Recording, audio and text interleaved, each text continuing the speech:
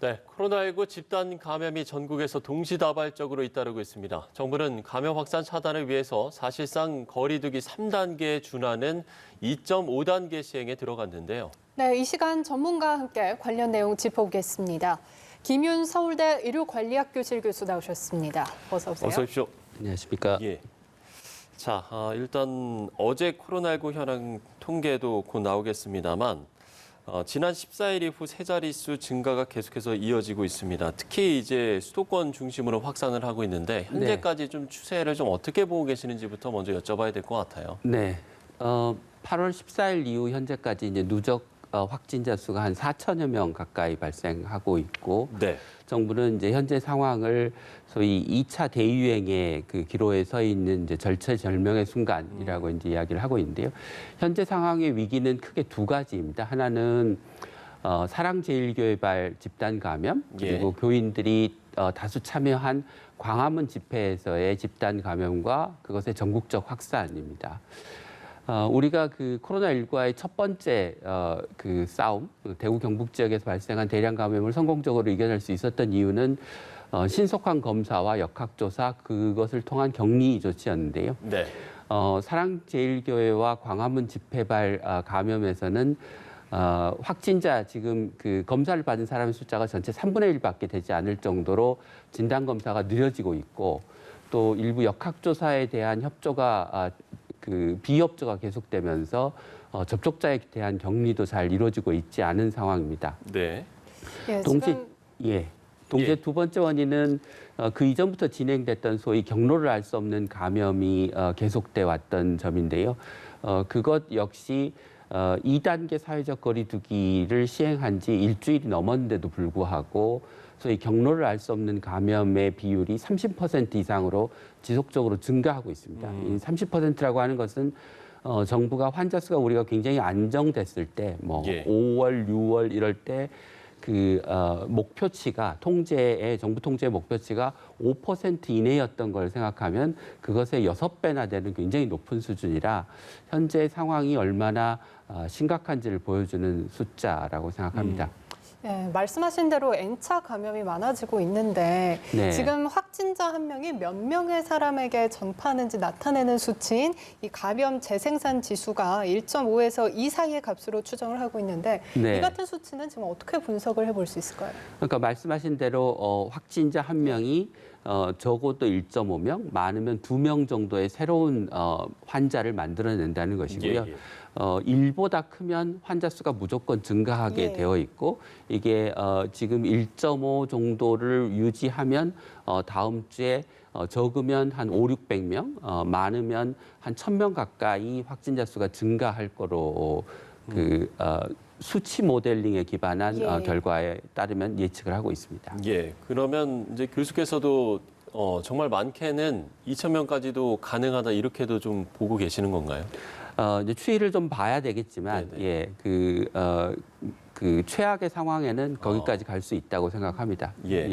뭐 말씀을 해주셨습니다만 지금 교회를 중심으로 한 집단 감염이 번지고 있는 상황인데 여기에서 글쎄요, 뭐 침방울이 좀 튈 수 있는 어떤 활동들, 어떤 행동들이 좀 이런 전파를 더 키우는 그런 원인이 됐다라고 좀 볼 수 있겠습니까? 어떻게 보시나요?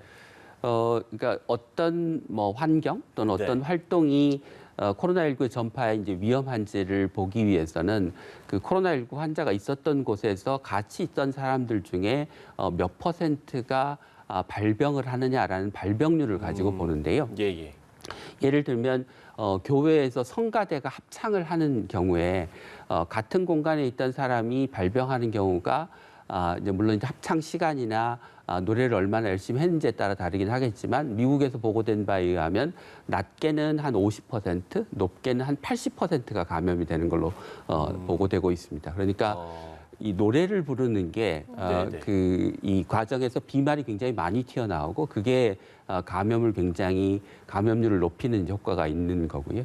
동시에 이제 뭐 음식을 나눠 먹거나 마스크를 쓰지 않고 가까운 거리에서 오랫동안 서로 담소를 하거나 하는 것도 역시 굉장히 위험한 일이 되겠습니다. 그래서 그런 활동들이 복합적으로 일어나는 공간인 이제 교회가 그래서 이제 집단 감염이 지속적으로 발생하는 것입니다. 그래서 교회가 정상적인 그 예배를 할 수 있는 상황으로 되돌아가려면 이제 성가대에서 노래를 부르지 않거나 노래를 부르더라도 마스크를 꼭 반드시 착용하고 노래를 부르거나 그다음에 소모임을 가능한 자제하고 음식을 나눠 먹지 않고 거리를 두고 하는 등의 우리가 이야기한 방역 조치가 철저히 지켜져야 교회가 감염으로부터 안전한 공간이 되고 그래야 대면 예배가 가능한 상태가 될 것 같습니다.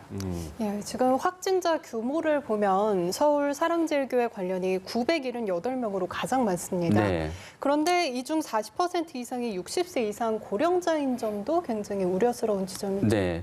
그러니까 신천지 발 집단 감염에 있어서는 대부분이 이제 젊은 신도들이었기 때문에 상대적으로 확진자의 수가 많다고 하더라도 중환자의 숫자는 적었는데 반해서 지금 이제 사랑제일교회발 감염에서는 노인의 비중이 높아서 그 중환자가 굉장히 많이 나올 걸로 이제 우려를 하고 있습니다. 이제까지 통계에 의하면 사망자 중에 90% 이상이 60대 이상이었습니다. 근데 이제 우리가 그 대구 신천지 사태를 기반으로 해서 본 전체 중환자의 비율은 확진자 중에 한 4% 정도를 예상을 하고 있는데요. 이번 그 사태를 보면 그 중환자의 숫자가 한 2% 정도로 낮은 걸로 보고되고 있어서 상대적으로 노인의 비중이 낮긴 하지만 우리가 걱정했던 것보다는 중환자의 비중이 좀 적어서 그 조금 안도를 하고 있는 상황입니다. 지금 이제 사랑제일교회 관련해서 저희가 좀 이야기를 나눠보고 있으니까요. 글쎄 좀 추세는 좀 어떻게 보세요? 사랑제일교회 관련해서 확진자가 계속 나오고 있는 그 추세가 네. 아직까지도 좀 증가세라고 보시는 건가요? 아니면 이제 좀 꺾였다라고 보시는지 이 부분은 좀 어떻게 보세요? 이제 사랑제일교회에서 교인들의 집단 감염이 이제 상당 기간 진행됐고 그게 이제 광화문 집회 이후에 이제 진단이 되기 시작했을 때는 교인들의 명단을 확보하고 빨리 이제 검사를 하고 하면서 확진자의 숫자가 급증했죠. 예, 그랬죠. 네. 그러다가 이제 그 검사를 받은 교인들은 다 검사를 받아가면서 그게 증가세가 둔화되는데 문제는 증가세는 둔화되지만 2차, 3차, 4차 감염이 늘어나고 있습니다. 그러니까 숫자는 줄어들고 있지만 성격은 아주 좋지 않은 그런 상황이라고 보시면 되겠습니다. 저희가 이제 수도권 상황이 심상치 않게 돌아가면서 정부가 이제 오늘 밤 12시부터 3단계에 준하는 이제 사회적 거리두기 2.5단계로 격상하기로 했습니다. 내용을 이제 좀 보면 우리 일상생활에 큰 영향을 미치는 부분들이 좀 많은데 구체적으로 좀 어떤 점이 좀 달라지는지 교수께서 좀 자세히 설명을 해주시면 좋을 것 같습니다. 네. 식당이나 제과점은 9시까지만 그 영업장에서 영업을 하고 이유는 배달만 하도록 되어 있고요. 네네. 프랜차이즈 커피점 그러니까 뭐 커피빈이나 스타벅스나 이런 데는 지금 현재 안에서 음료를 먹지 못하고 테이크아웃만 가능한 그런 상황으로 바뀝니다. 그다음에 헬스클럽이나 뭐 당구장이나 탁구장과 같은 실내 체육 시설은 이제 운영이 중단되고요. 학원 같은 경우도 비대면 수업만 가능하고 직접 대면 수업은 어려워지게 됩니다. 예, 그렇다면 이 같은 2.5단계 격상이 감염의 확산을 막는데 어떤 좀 충분한 조치가 될 수 있을 거라고 내다보세요? 그러니까 정부가 3단계로 직접 가지 않고 소위 2.5단계로 간 이유는 3단계가 시행됐을 때 이제 나타나는 사회적인 피해, 경제적인 피해, 특히 이제 소상공인이나 비정규직의 피해가 굉장히 클 걸로 예상되기 때문에 이제 2.5단계로 간 것인데요. 뭐 2단계보다는 훨씬 이제 강력한 그 사회적 거리두기 조치이니 효과는 있을 거라고 생각합니다. 근데 이게 어느 정도의 효과가 있을지는 이제 실제로 우리가 한 일주일 정도, 그러니까 코로나19의 잠복기를 좀 지나면서 봐야 효과를 구체적으로 알 수 있어서 지금 어느 정도 효과가 있을 수 있다라고 예측하기는 쉽지 않은 것 같습니다. 2.5단계와 3단계는 많이 다릅니까? 3단계에서는 소위 중위험 시설이라고 분류되는 모든 시설의 영업이 중단되는 게 원래 정부가 발표한 원안입니다. 그러면 그 안에는 지금 말씀드린 음식점, 뭐 커피숍, 학원, 실내 체육 시설이 다 완전히 문을 닫아야 되기 때문에 그리고 10명 이상이 모일 수 없기 때문에 어떤 성격의 모임이든지 사실상 국민들의 일상이 상당 부분 중단된다고 봐야 되는 상황입니다. 네. 그러면 이제 교수께서는 일단은 지금은 2.5단계로 시행하는 게 좀 맞다라고 보시는지요? 뭐 경제적 피해를 고려하면 이 3단계로 당장 올릴 수 없는 그 고심 때문에 정부가 2.5단계를 선택했다고 생각하는데 이제 문제는 우리가 3단계로 가면 감염을 얼마나 줄일 수 있고 2.5단계로 갔을 때 감염의 위험이 얼마나 줄어든지를 알 수 있는 객관적인 자료가 없다는 겁니다. 이제 그런 자료가 없는 상태에서 이제 전문가들과 정책 결정자들이 어떤 직관에 의존해서 판단을 하다 보니 이게 그 정책의 효과를 예측하기도 어렵고 국민들한테 설명하기도 어려운 게 현재의 상황인 것 같습니다. 예. 자, 일단 뭐 지금 저희가 이제 어제 통계가 좀 들어왔습니다. 저희가 좀 정리를 좀 해드려서 좀 이야기를 드리면 코로나19 확진자가 어제 신규 확진자가 322명 새로 신규 확진자가 나왔습니다.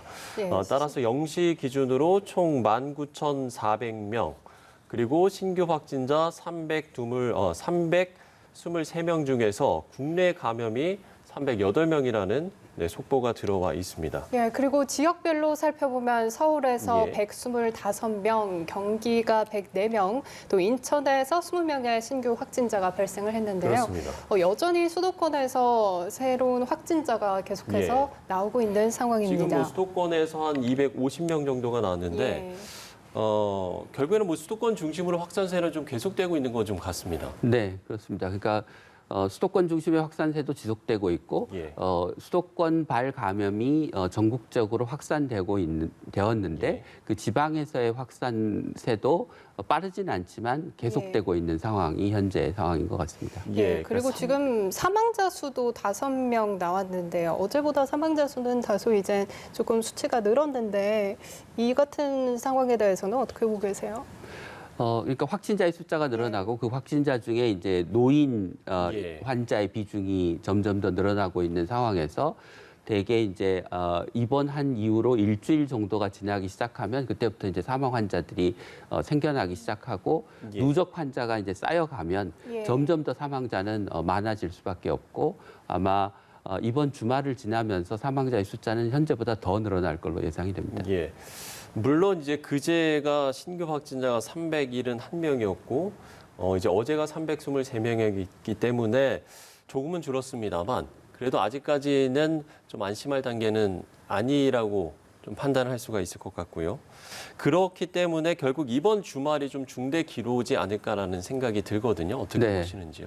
그 맨날 이제 정부가 무언가를 발표하고 난 다음에 또 이제 중대 기로다 얘기를 하셔서 국민들이 굉장히 지치셨을 것 같은데요. 그러니까 오늘을 기점으로 해서 2.5단계가 시행되면 향후 한 일주일 정도 적어도 추이를 봐야 그 이후에 이제 2.5단계 사회적 거리두기의 효과를 볼 수 있을 것 같습니다.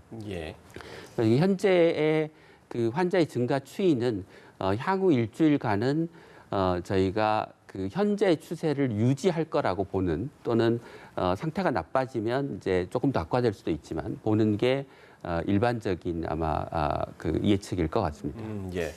저희가 뭐 수도권에서도 지금 신규 확진자가 계속 나오고 있습니다만 지역에서도 곳곳에서 지금 이제 신규 확진자가 나오고 있잖아요. 특히 부산 같은 경우에는 지금 온천에서 직원 2명이 감염이 됐는데 문제는 이제 접촉자가 1,500여 명에 달한다는 거거든요. 이 부분도 좀 어떤 이제 추가로 확산될 가능성도 좀 있어 보이는데 어떻게 보세요? 그러니까 이 사례는 보면 그 확진되신 분이 상당 기간 동안 증상이 발현된 전후 동안 계속해서 근무를 했고 그 과정에서 많은 사람들과 접촉을 했기 때문에 추가적으로 상당한 숫자의 감염자가 나올 가능성이 아마 높을 것 같습니다.